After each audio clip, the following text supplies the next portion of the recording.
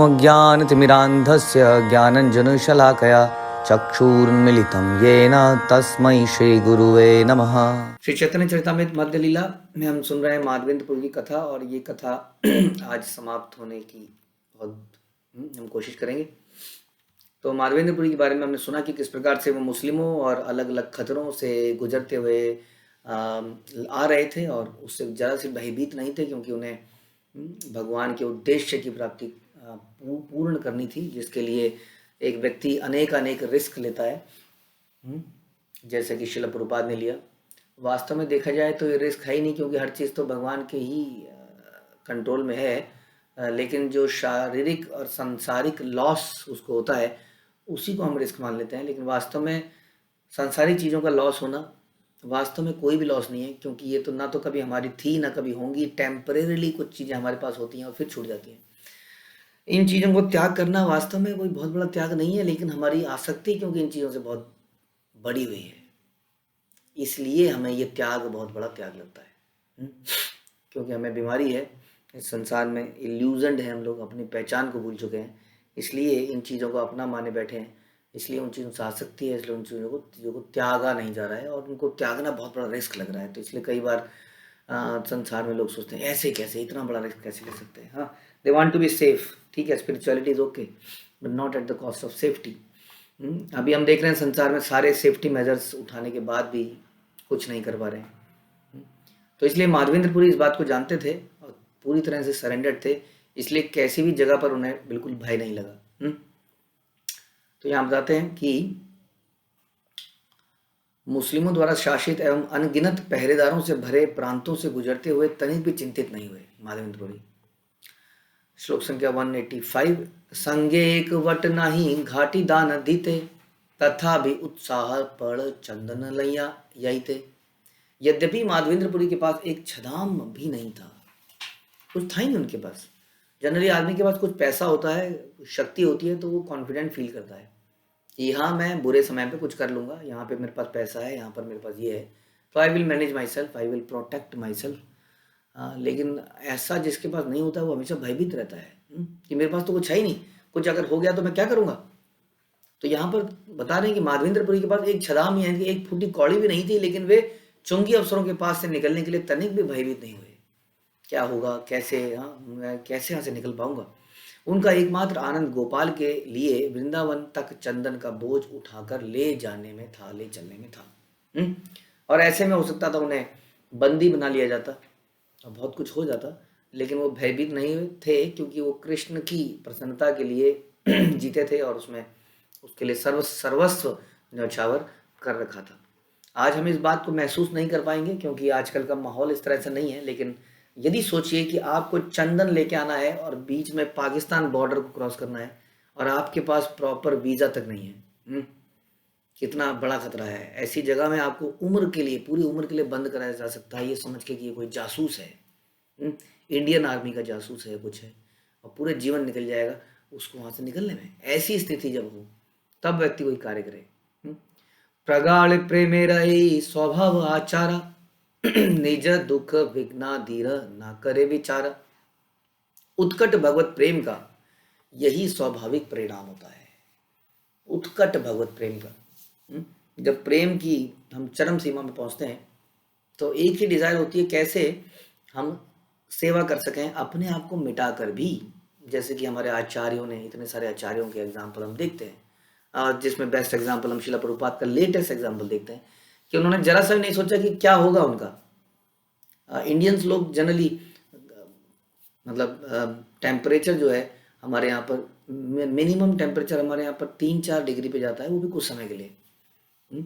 और ऐसी जगह जहाँ प्रभुपाद गए, बॉस्टन इत्यादि, वहाँ पे इतनी ठंड होती है कि माइनस डिग्री में टेम्परेचर जाता है। ऐसे जगह पे रहना इज इम्पॉसिबल फॉर इंडियंस जब तक कि प्रॉपर व्यवस्था ना हो।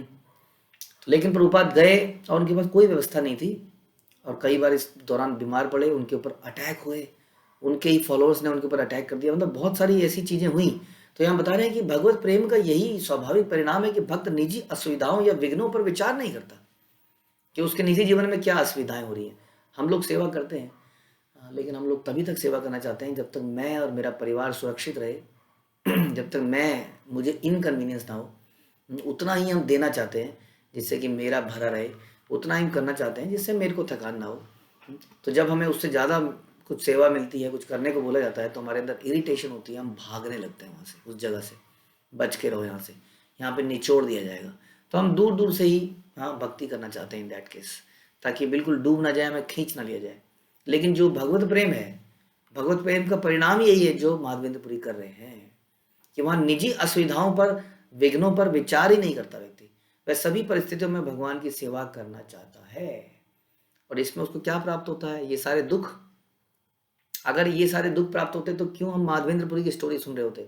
हमने पिछली कक्षा में भी डिस्कस किया किस प्रकार माधवेंद्रपुरी एक्सटेसी में आ जाते थे जस्ट भगवान का दर्शन करने से।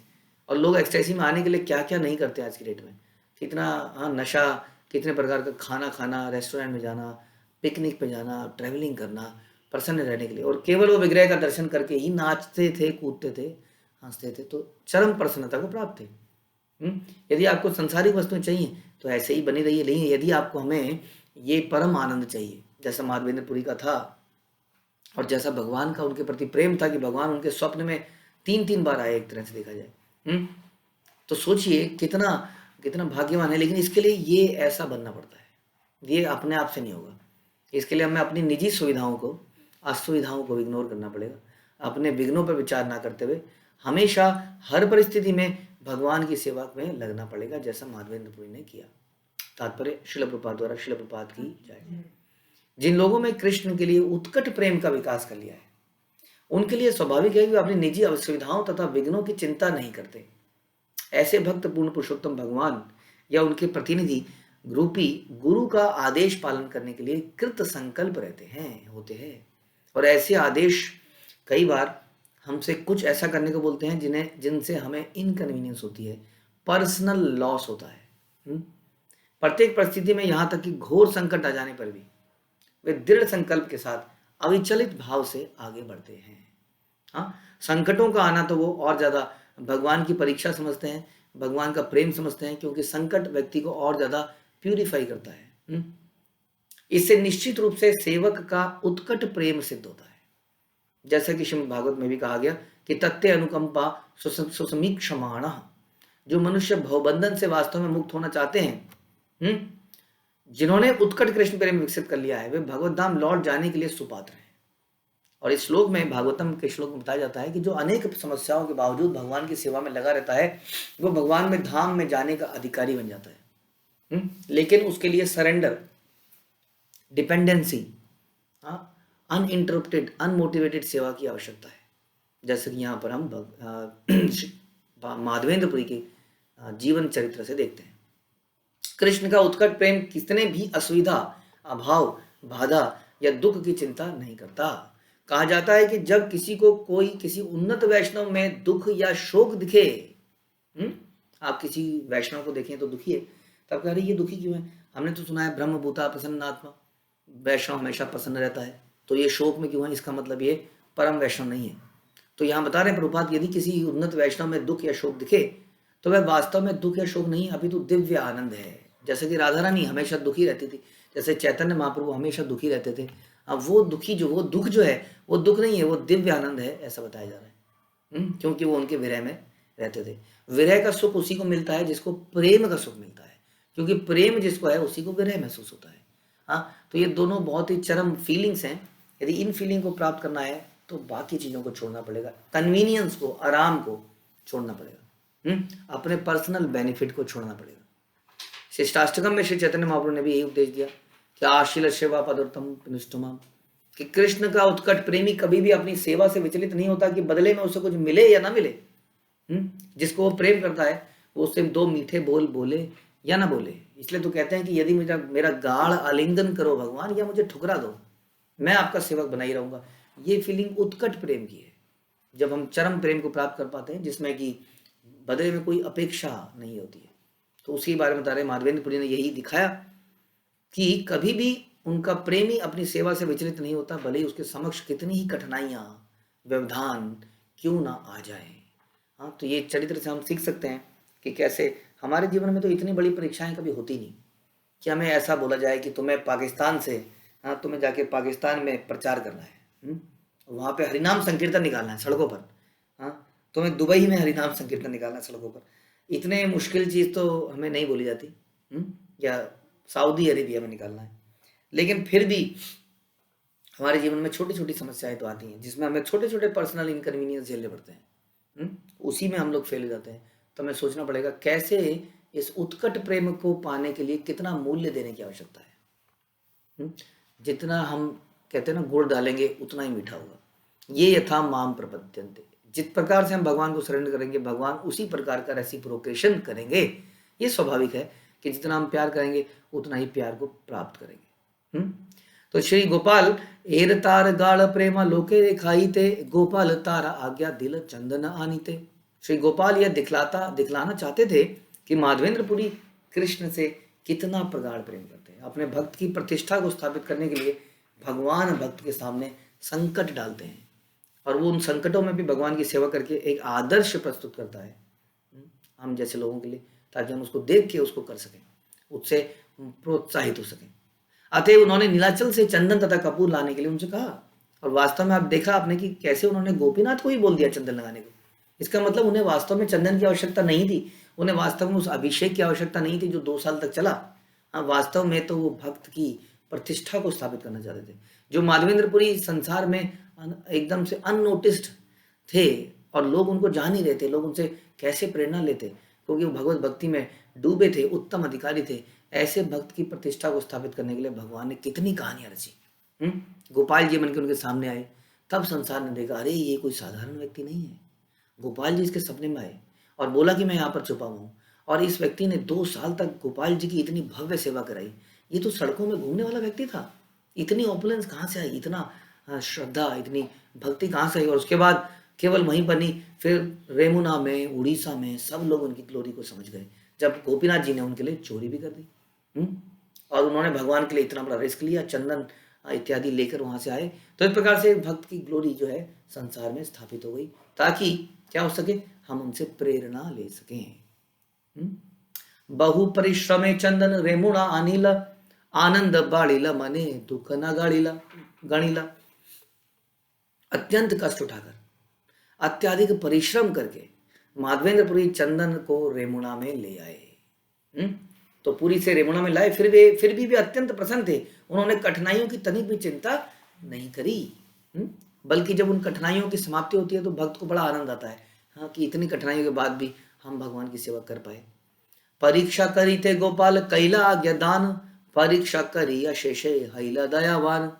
पूर्ण पुरुषोत्तम भगवान गोपाल ने माधवेंद्रपुरी के उत्कट प्रेम की परीक्षा के लिए उन्हें नीलाचल से चंदन लाने का आदेश दिया। और जब माधवेंद्रपुरी इस परीक्षा में खरे उतरे तो भगवान उन पर अत्यंत कृपालु हुए। भगवान तो वास्तव में उन पर पहले से कृपालु थे, क्योंकि भगवान अपने कृपालु भक्त को ही तो आदेश देते हैं और अपने कृपालु भक्त के ऊपर ही कष्ट डालते हैं। जैसे हम देखते हैं हमारे भक्तों के जीवन में कितने कष्ट आते हैं। तो ये भक्तों के जीवन में जो कष्ट है, ये उनके कर्मों का फल नहीं होता है, ये तो भगवान का उनके जीवन में हस्तक्षेप होता है।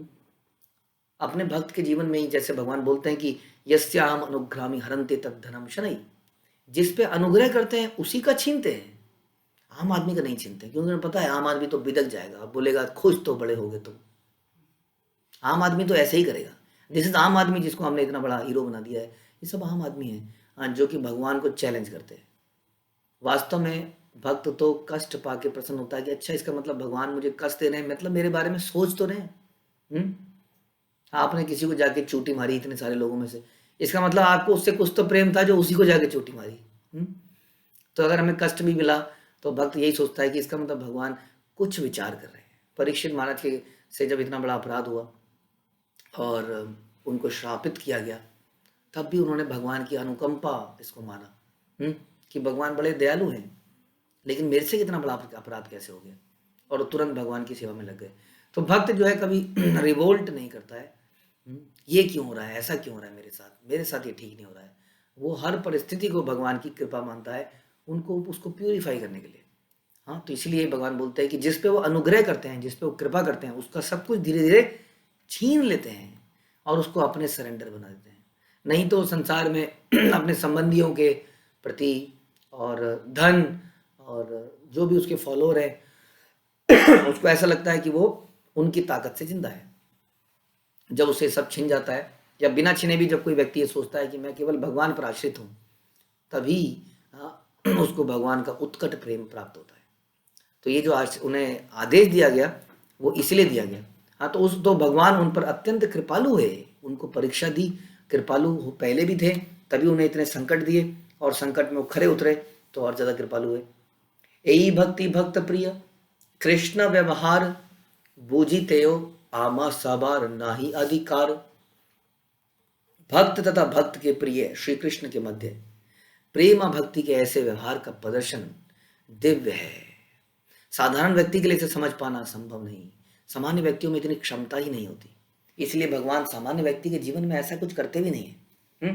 और हमें लगता है बड़ी कृपा है, सब कुछ सही चल रहा है, बच्चे का रिजल्ट बड़ा अच्छा आया है, मेरा नौकरी में प्रमोशन हो गया है, मेरी सैलरी बढ़ गई है, बड़ा अच्छा चल रहा है, घर में बड़ी व्यवस्था है, नया मकान बन गया है, वहाँ पे सब व्यवस्था है, बड़ी बड़ी कृपा है। हाँ, बड़ो कृपा कई लोग कृष्ण तो हम सोचते हैं कि ये कृपा है। यहाँ पे कुछ और ही बता रहे हैं, यहाँ पे बता रहे हैं कि साधारण व्यक्ति में इतनी क्षमता ही नहीं है, इसलिए उस व्यक्ति के साथ भगवान ऐसा कुछ करते ही नहीं है। तो हमें साधारण तो नहीं बनना है, हमें बहुत अच्छा भक्त बनना है। हाँ, बहुत अच्छा भक्त बनना है जो हर सिचुएशन में भगवान की सेवा करना जानता हो, हर सिचुएशन में उन कष्टों को एक पॉजिटिवली ले कि ये भगवान मेरे को शुद्ध करने के लिए दे रहे हैं, ये भगवान की अनुकंपा है, जैसे कि माधवेंद्रपुरी ने किया। तो ऐसा प्रेम भक्ति भगवान अपने प्रिय भक्त के साथ करते हैं, बता रहे हैं। साधारण व्यक्ति के लिए साथ नहीं करते, क्योंकि वो उसको समझ ही नहीं पाता है। हाँ, जो उसको वो कृपा समझता है, हाँ, उसको तो साधारण भक्त ऐसा समझते हैं कि भगवान मेरे से दूर है, तभी तो मेरे जीवन में कुछ हो ही नहीं रहा, ना तो कोई सेवा है ना कोई कष्ट है, मैं कैसे कृष्ण के लिए कष्ट लूं? कुछ पेन तो मुझे लेना ही चाहिए, क्योंकि नो पेन नो गेन। प्रेम से पेन लेने से अटैचमेंट बढ़ती है। जिस व्यक्ति के लिए हम जितना पेन लेते हैं, देखेंगे उसके व्यक्ति के लिए उतनी अटैचमेंट बढ़ती है। एक माता अपने छोटे से बच्चे के लिए पेन लेती है तो उसकी अटैचमेंट बहुत ज़्यादा होती है। तो इसलिए कृष्ण के लिए पेन लेना पड़ेगा, इसी को तपस्या कहते हैं। जब हम अपनी इच्छा से पेन लेते हैं उसको तपस्या कहते हैं। जब हम इच्छा करते हैं बल्कि तब मुझे पेन मिले, मुझे कुछ ऐसा मिले कि मैं लगा रहा हूँ, झुक जाऊँ, अपने आप को झोंक दूँ। भक्त की इच्छा ऐसे होती है, लेकिन साधारण व्यक्ति किसी तरह से स्पिरिचुअलिटी को टच करना चाहता है। हाँ, वो जस्ट हल्का सा टच करके ही प्रसन्न रहना चाहता है, वो उसमें डूबना नहीं चाहता, क्योंकि जानता है मुझे खींच लेंगे, मुझे शक कर लेंगे, मुझे कष्ट होगा, मेरा धन चला जाएगा जो मैंने बड़ी मुश्किल से अपने लिए और अपने परिवार के लिए संचित किया है। एत बलि पड़े प्रभु तारकृत श्लोक, यही श्लोक चंद्रे जगत कार्याचे आलोक। यह कहकर श्री चैतन्य महाप्रभु ने माधवेंद्रपुरी का प्रसिद्ध श्लोक पढ़ा। यह श्लोक चंद्रमा के समान है, इसने सारे जगत को प्रकाशमान किया है। तो चैतन्य महाप्रभु ने कथा पूरी सुनाई रेमुना में पहुंच के भक्तों को, और अंत में माधवेंद्रपुरी का प्रसिद्ध श्लोक बोला। घशिते घशिते ये छे मलया जसार, गंध बाड़े ते छे यही श्लोकेरा विचार। जिस प्रकार निरंतर घिसने से मलय चंदन की सुगंध बढ़ती है, उसी तरह इस श्लोक पर मनन करने से इसकी महत्वता समझ में आती है। रत्न गणे मध्य यही छे कौस्तुभा मणि, रस काव्य मध्य ते छे यही श्लोक गणि। जिस प्रकार रत्नों में कौस्तुभ मणि को अत्यंत मूल्यवान समझा जाता है, रत्नों में कौस्तुभ मणि जो भगवान अपने गले में डालते हैं, उसी तरह भक्ति के रस से संबंधित काव्य में इस श्लोक को सर्वोत्तम माना जाता है। भक्ति के रस में से संबंधित, हाँ, इस श्लोक को सर्वोत्तम माना जाता है। यही श्लोक कहिया छेन राधा ठाकुरानी, तारक कृपाय स्फुरिया छे माधवेंद्र वाणी। वास्तव में श्लोक को श्रीमती राधा रानी ने स्वयं कहा था, और उनकी कृपा से यह माधवेंद्रपुरी के शब्दों में प्रकट हुआ। किबा गौर चंद्र यह करे आस्वादन, यह आस्वादिते नार आर नाही चौठ जन। केवल श्री चैतन्य महाप्रभु श्लोक के काव्यत्व का आस्वादन किया है। केवल चैतन्य महाप्रभु ने ही इस श्लोक के काव्यत्व का आस्वादन किया है, इसे समझ पाने में कोई चौथा व्यक्ति समर्थ नहीं है। इसका यह अर्थ हुआ कि श्लोक के तात्पर्य को केवल श्रीमती राधा रानी, माधवेंद्रपुरी और चैतन्य महाप्रभु ही समझने में समर्थ हैं। इतना सीक्रेट श्लोक है।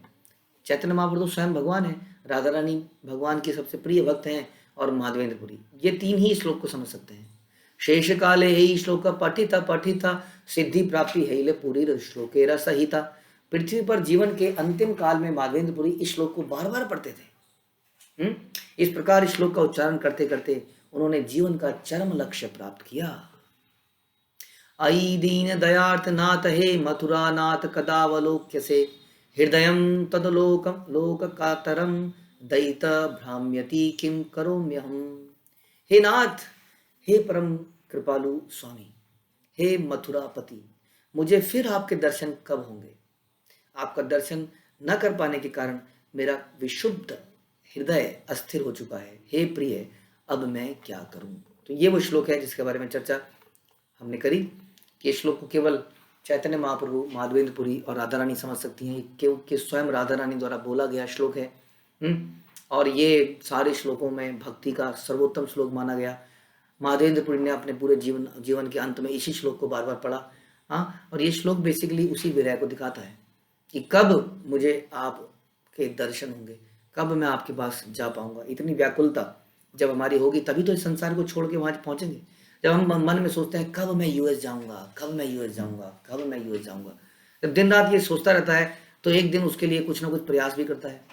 प्रयास करते करते प्रयासों में सफल होता है और एक दिन पहुंच ही जाता है। इसलिए उसी के ऊपर चिंतन व्यक्ति करता है जिस चीज की प्राप्ति की उसकी इच्छा होती है। तो हमारी इच्छा ये होनी चाहिए जो हम बता रहे हैं कि हे परम कृपालु स्वामी, हे मथुरापति, मुझे फिर आपके दर्शन कब होंगे? क्योंकि हम आपके ही उस जगत को छोड़ के संसार में न जाने क्यों आ गए। कौन सी इंद्रिय तृप्ति हमें यहाँ पे खींच के ले आई, कौन सा द्वेष हमें यहाँ पे खींच के ले आया। जो भक्तों से हमें द्वेष था, जो आपके संसार में हम रह रहे थे, आपकी सेवा में मग्न थे, लेकिन न जाने कब मेरे हृदय में ये इच्छा आ गई कि मेरी सेवा क्यों नहीं हो रही है, इन्हीं की सेवा क्यों हो रही है। कब वो दुखद समय था जब हम वैकुंठ से, गोलोक से इस संसार में गिर पड़े। कब हम उस संसार में वापस जाएंगे, कब हम आपके दर्शन पा पाएंगे, भले ही संसार में ही। अब तो इस संसार में ही दर्शन दीजिए, अपनी सेवा दीजिए ताकि सेवा के माध्यम से हम आपके दर्शन कर सकें। अपना नाम दीजिए ताकि आपके नाम से हम आपका दर्शन कर सकें। लेकिन ऐसा कब होगा?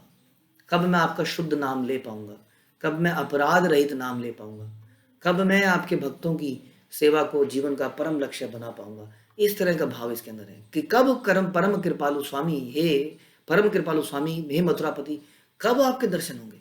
आपका दर्शन ना पाने के कारण मेरा हृदय जो है बिल्कुल बेचैन हो चुका है। अब मैं क्या करूं?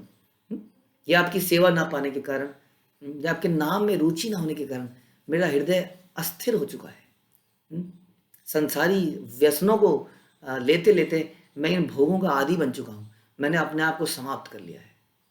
मुझे एक नशेड़ी की तरह, जैसे नशे में व्यक्ति होता है, हाँ, वो नशा नहीं भी करना चाहता है तो भी नशा उसके लिए जीवन में परम आवश्यक हो जाता है। उसी तरह से संसारी ये जो भोग हैं ये मुझे अब और अट्रैक्ट नहीं करते हैं, लेकिन इनको लिए बिना भी मैं नहीं रह पा रहा हूँ। मुझे इतना मैं डूब चुका हूँ संसार के इस इंद्रिय तृप्ति के विषयों में। कब मैं इनको त्याग पाऊंगा, कब मैं आपका दर्शन कर पाऊंगा। तो इस प्रकार से एक भक्त को सोचना चाहिए। अयि नंद तनुज किंकरम पतितम मां विषमे भवान। मैं यहाँ पर गिर चुका हूँ, पतितम मां विषमे भवान, इस विषय सागर में जहाँ पे हर कोई भोगना चाहता है, एज अगेंस्ट गोलोक जहाँ हर कोई सेवा करना चाहता है। मैं ऐसी जगह से इस जगह में किसी तरह से पतितम मां विषमे, मैं यहाँ पर गिर चुका हूँ। आप कब कृपा करेंगे, कब मुझे अपने चरणों की धूल बना के रख लेंगे। ऐसी प्रार्थना चैतन्य महाप्रभु शिष्टाष्टकम में भी करते हैं। तात्पर्य, केवल वेदांत दर्शन पर आश्रित शुद्ध भक्त 4 संप्रदायों में विभक्त हैं। इन चारों संप्रदाय में माध्वाचार्य संप्रदाय को माधवेंद्रपुरी ने स्वीकार किया। इस प्रकार उन्होंने परंपरा अनुसार संन्यास ग्रहण किया। माधवाचार्य ने से लेकर माधवेंद्रपुरी के गुरु आचार्य लक्ष्मीपति तक माधुर्य भक्ति की अनुभूति नहीं थी। यानी कि माधवाचार्य जो थे उनको हम लोग एक तरह से सिद्धांत उन्होंने स्थापित किया। उन्होंने क्या सिद्धांत स्थापित किया कि कृष्ण जो है भिन्न है और जीवात्मा भिन्न है, और जीवात्मा कृष्ण की नित्यदास है। ये फिलॉसफी को सिद्ध किया, शास्त्रों को सिद्ध किया, जो कि शंकराचार्य के रहते शास्त्रों को लोगों ने मानना छोड़ दिया था। तो माधवाचार्य एक बहुत बड़े सॉलिड, हमारे नॉट माधवेंद्रपुरी, माधवाचार्य बहुत बड़े आचार्य बने, जिसकी परंपरा में हम आते हैं, इस्कॉन आता है। उसी परंपरा को माधवेंद्रपुरी ने एक्सेप्ट किया, बट तब तक राधा रानी का माधुर्य प्रेम इसमें नहीं था, क्योंकि सारा समय शास्त्रों को स्थापित करने में चला गया। हाँ, और ये करने में चला गया कि कृष्ण और जीवात्मा भिन्न है और कृष्ण जीवात्मा का नित्यदास है। अब जब माधवेंद्रपुरी आए तो उन्होंने आगे की चीज़ों को स्थापित किया, जो कि क्या था, माधुर्य रस की भावना का सूत्रपात किया। जो माधुर्य रस का श्लोक अभी अभी आपने सुना, राधा रानी का विरह कृष्ण के साथ, यानी कि जीवात्मा का विरह कृष्ण के साथ। माधवाचार्य संप्रदाय का यह निर्णय श्री चैतन्य महाप्रभु द्वारा तब प्रकट किया गया जब वे दक्षिण भारत की यात्रा करते हुए तत्ववादियों से मिले, जो माधवाचार्य संप्रदाय के माने जाते थे। जब श्री कृष्ण ने वृंदावन छोड़कर मथुरा का राज्य स्वीकार कर लिया, तब राधा रानी ने विरह भाव के आवेश में दिखाया कि विरह में कृष्ण से किस तरह प्रेम किया जा सकता है। जनरली हमें कोई चीज नहीं मिलती है, हमें त्याग दिया जाता है, तो हमारे अंदर बैड फीलिंग आती है। यही दिखाता है कि हमारे अंदर सच्चा प्रेम नहीं है। लेकिन राधा रानी ने दिखाया कि किस तरह से विरह में भी कृष्ण से प्रेम किया जा सकता है। इस तरह इस श्लोक में विरह भाव में भक्ति प्रधान है, जिसको हम विप्रलंब भाव भी कहते हैं। गौड़ीय मध्व संप्रदाय में विरह भाव में पूजा को सर्वोच्च भक्ति मानी जाती है। तो ये जो विरह भाव राधा रानी दिखाती है, इसको हम सर्वोच्च भक्ति मानते हैं। इस धारणा के अनुसार भक्त अपने आप को अत्यंत दीन मानता है, भगवान द्वारा उपेक्षित मानता है। ये सोचता है कि वो इस लायक ही नहीं है कि उनको साथ में रखा जाए। हाँ, और इस दीनता में उसकी अट्रैक्शन और ज्यादा बढ़ जाती है। अतएव भगवान को दीन यथार्थ दयार्थ नाथ कहकर पुकारता है, जैसा कि माधवेंद्रपुरी ने किया। जब एक व्यक्ति अपने आप को एलिजिबल समझता है तो ज्यादा याचना नहीं करता, रिक्वेस्ट नहीं करता। आपसे बहुत रिक्वेस्ट है वो कृष्ण। हाँ, जब वो अपने आप को एलिजिबल मानता है तो सोचता है okay I will do it, मैं सवेरे जल्दी उठूंगा, जप करूंगा, रीडिंग करूंगा, हियरिंग करूंगा, ये सेवा करूंगा, and I will go back to God. जब आदमी ऐसे विचार लाता है तो वास्तव में नहीं जा पाता है। तो वो ये सोचता है कि मैं नहीं कर पाऊंगा, केवल मुझे कृपा चाहिए आपकी, आप अपनी कृपा देते रहिए, मैं प्रयास करता रहूंगा, otherwise I am destined to fail, मैं बिल्कुल फेल होऊंगा 100%। दीनार्थ, एकदम अपने आप को दीन मानता है व्यक्ति। हाँ, तो यही भाव यहाँ पर दिखा रहे हैं। ऐसी भावना उर्मीपूर्ण भक्ति का सर्वोच्च रूप है। चूंकि कृष्ण मथुरा चले गए थे, अतएव राधा रानी अत्यधिक व्यथित थी और उन्होंने अपने विचार इस प्रकार व्यक्त किए। उन्होंने ही कहा, ओ कृष्ण, तुम्हारे लिए हमने अपना सब कुछ छोड़ दिया, तुम जाके मथुरा में राज्य कर रहे हो, और अब जो है तुम्हें वापस आना पड़ेगा, तुम्हें वापस आना पड़ेगा। यहाँ पे सारी गोपियां तुम्हारा इंतजार कर रही हैं, तुम्हें आना पड़ेगा, यह हमारा अधिकार है, जन्म सिद्ध अधिकार है। और वो मथुरा में लड़ने के लिए नहीं गई, चलो वापस हमारे साथ। तो ये भाव हम राधा रानी में नहीं देखते हैं। भले ही इस ऐसा थोड़ा सा भाव हम लक्ष्मी जी के अंदर देखते हैं। जैसे हम सुनते हैं कथा में, जब भगवान जगन्नाथ अपने महल से निकल जाते हैं रथ यात्रा करके गुंडीचा मंदिर की तरफ, और वहां रहते हैं, तो लक्ष्मी जी पीछे से अपने सेवकों के साथ आती हैं और खूब भगवान के सेवकों की पिटाई करती हैं, चलो वापस। वो एक अलग भाव है। लेकिन सर्वोच्च भाव हम राधा रानी के भाव को जानते हैं, जो ये भी नहीं सोचती कि मेरा अधिकार है कि उनको खींच के लाया जा सके। तो इस तरह का भाव यहाँ राधा रानी ने व्यक्त किया।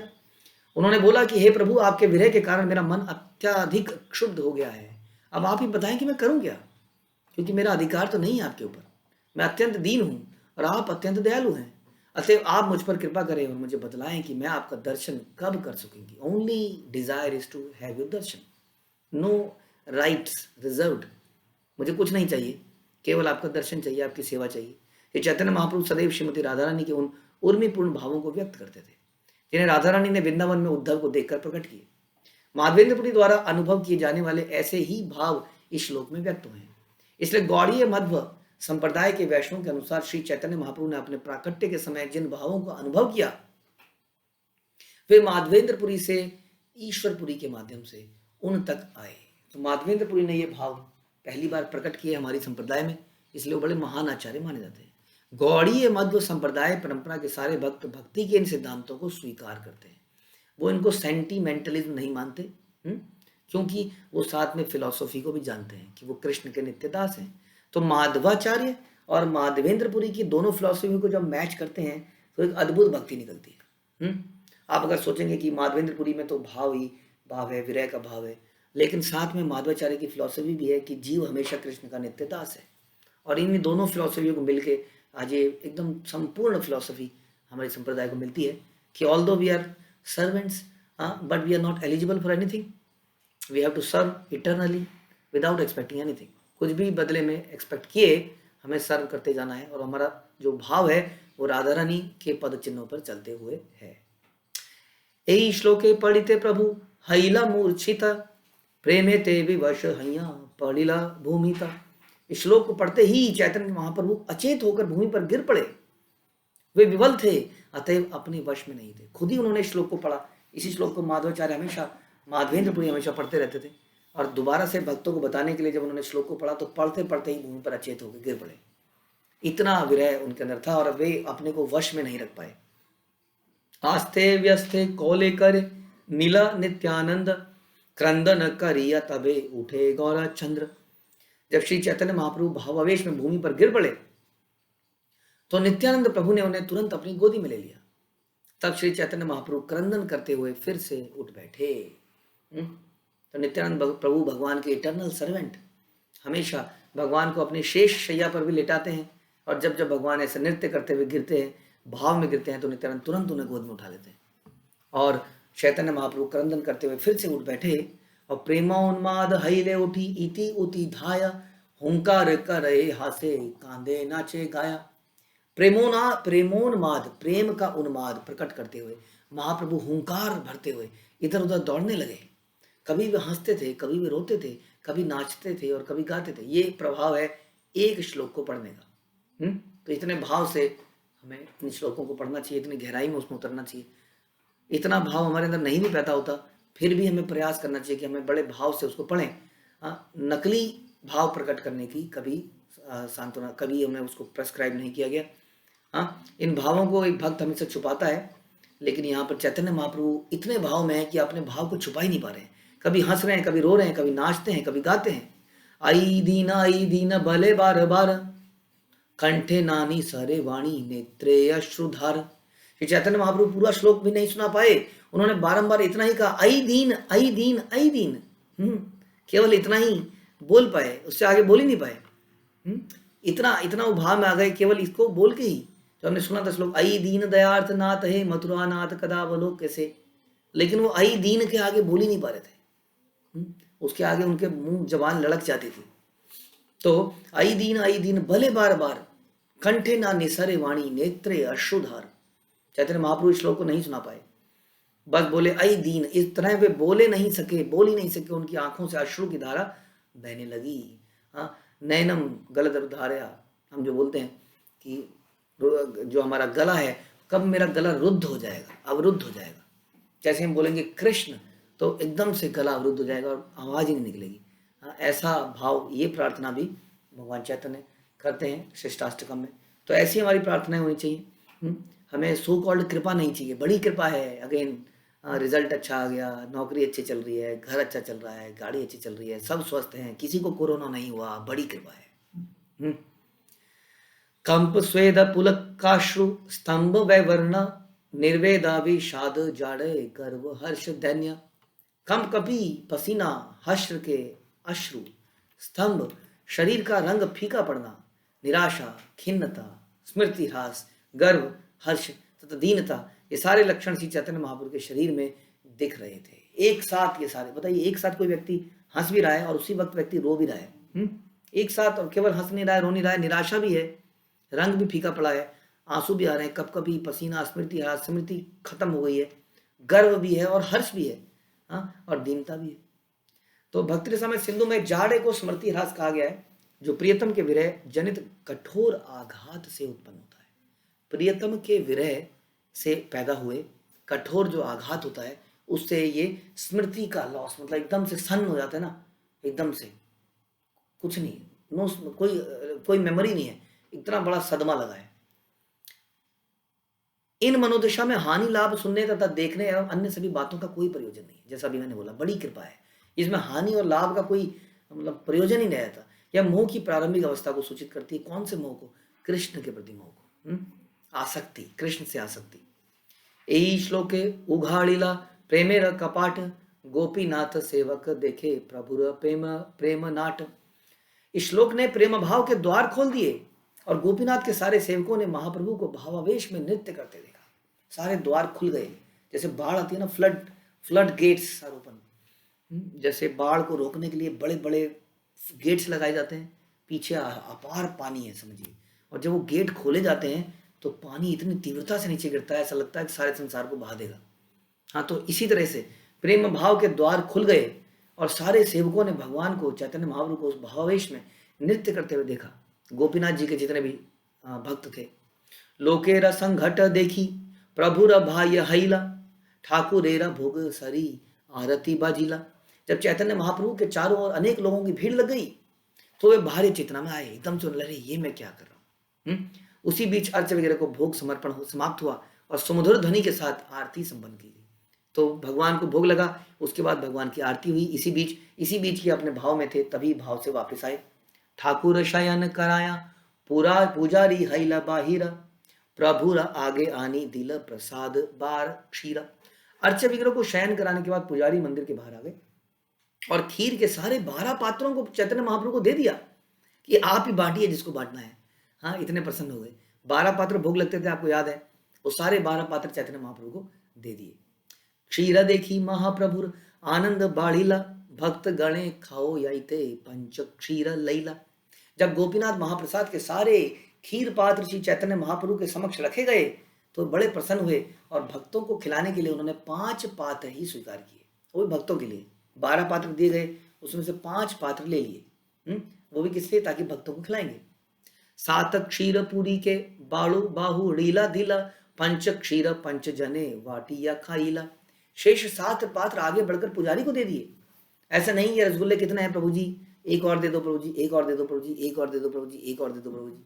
हाँ, 7 पात्र आगे बढ़ के पुजारी को ही वापस कर दिए, 5 ले लिए, वो भी भक्तों के लिए। फिर महाप्रभु द्वारा लिए गए 5 पात्रों की खीर 5 भक्तों को में बांटी गई और उन सब ने प्रसाद ग्रहण किया जो भी उनके साथ थे। गोपीनाथ रूपे यदि करिया छेन भोजन, ये भक्ति देखा ईते कैल प्रसाद भक्षण। गोपीनाथ विग्रह से अभिन्न श्री चैतन्य महाप्रभु पहले ही खीर पात्रों का आस्वादन कर चुके थे, फिर भी क्योंकि गोपीनाथ के रूप में भी तो वही खड़े थे, तो उन्होंने तो खा ही लिया था, तो पहले ही आस्वादन कर चुके थे। फिर भी भक्ति प्रकट करने के लिए उन्होंने भक्त के रूप में दोबारा से खीर खाई और अपने साथ में आए हुए जो 5 लोग थे उनको भी दी। नाम संकीर्तने से ही रात्रि गोड़ाईला, मंगल आरती देखी प्रभाते चलीला। वह रात्रि महाप्रभु ने उस मंदिर में संकीर्तन करने में व्यतीत की। प्रातः काल मंगल आरती देखकर वे वहां से चल पड़े। तो मंगल आरती उन्होंने अटेंड करी और आगे अपने रास्ते में चल पड़े जगन्नाथपुरी की तरफ। गोपाल गोपीनाथ पुरी गोसाई रगुण, भक्त संगे श्रीमुखेश प्रभु कैलास्वादन। इस तरह स्वयं चैतन्य महाप्रभु ने गोपाल जी, गोपीनाथ तथा श्री माधवेंद्रपुरी के दिव्य गुणों का आस्वादन अपने मुख से किया और सुनने वालों ने सुना। एत आख्याने कहिला दोहार महिमा, प्रभुरा भक्त वात्सल्य आर भक्त प्रेम सीमा। इस तरह मैंने श्री चैतन्य महाप्रभु की अपने भक्तों के प्रति वात्सल्य की दिव्य महिमा तथा भगवत प्रेम के भाव की पराकाष्ठा दोनों का वर्णन किया है। क्या सुप्रीम भाव है जो हमने सुना माधवेंद्रपुरी का, और कैसा चैतन्य महाप्रभु का अपने भक्तों के प्रति भाव है, इन दोनों का वर्णन कृष्णदास गोस्वामी ने किया। श्रद्धा युक्त हैया यह सुने यही जन, श्री कृष्ण चरण से ही पाय प्रेम धन। जो कोई श्रद्धा और भक्ति के साथ इस कथा को सुनता है उसे श्री कृष्ण के चरण कमलों के प्रति भगवत प्रेम का धन प्राप्त होता है। श्री रूप रघुनाथ पदे यार आशा, चैतन्य चरितामृत कहे कृष्णदास। श्री रूप तथा रघुनाथ के चरण कमलों की वंदना करते हुए और उनकी कृपा की कामना करते हुए मैं कृष्णदास उनके चरण चिन्हों पर चलकर श्री चैतन्य चरितामृत का वर्णन कर रहा हूं। और इस प्रकार चैतन्य चरितामृत की मध्य लीला के 4th अध्याय का भक्ति वेदांत तात्पर्य पूरा हुआ, जिसमें माधवेंद्रपुरी की भक्ति का वर्णन है। श्री चैतन्य चरितामृत की जय, श्री कृष्णदास कविराज की जय, श्रील प्रभुपाद की जय।